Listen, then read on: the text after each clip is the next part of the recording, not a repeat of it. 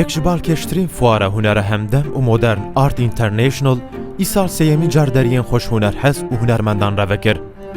Fuara ku ji İspanyayê heta bi Çînê, ji İtalyayê heta bi Bulgaristanê, ji 27 welatan 87 galeriyên hunerî û bêhtirî 400 hunermend beşdarî bûn, ji bo dildarên hunera hemdem careke din bû navendeke hevdîtinê.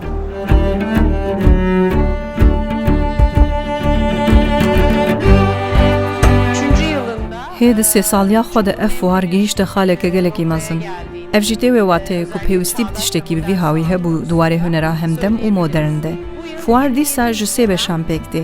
Yek jê beşek û galeriyên ji seranserê cîhanê hatine lêne.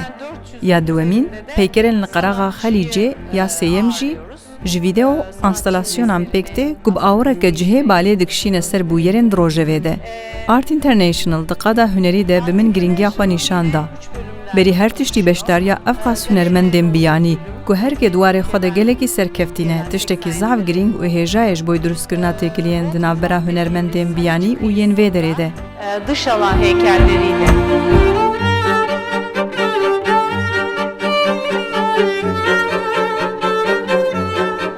Di fuarê de ku ji pêkerên bi pêk hateyên cor bi cor heta bi vîdyoartan, ji nîgarkêşiyê heta bi enstelasyonan gelek berhemên hunermendên ji çar aliyê cihanê lê hatin pêşandan, bû mîna qadeke bêserî û bêbinî duwarê xwe îfadekirinê de ji bo beşdaran.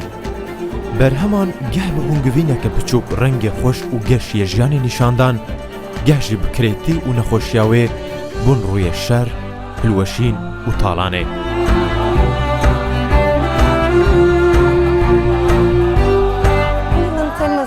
Mijara vîdeoyan îsal gavil û birînin. Em ji pêvajoyeke gelekî zehmet derbas dibin. Li seranserê cîhanê şer heye û em her roj xeberên qet nexweş werdigirin. Wek mînak dema hûn derdikevin derve, hûn pêrgî bi dehan koçberên Sûrî tên. û bi dirêjaya xebata xwe dema ez li serê fikirîm, min xwest biçekî barê xebata xwe bidim vê hêlê. Gelo em dikarin pirsên çawa bikin û çareseriyên çawa biafirînin di vê mijarê de. 12 xebat hene li berdestê me ku em vêka pêşan didin. Di nav van vîdyoyan de ji Tirkiye heta bi Hollandayê, ji Îranê heta bi Avustralyayê berhemên gelek hunermendan hene. Ev hemû xebat jî xwedî awreke cihêne û berê me didin rêya çareseriyê. Farklı cevapları var.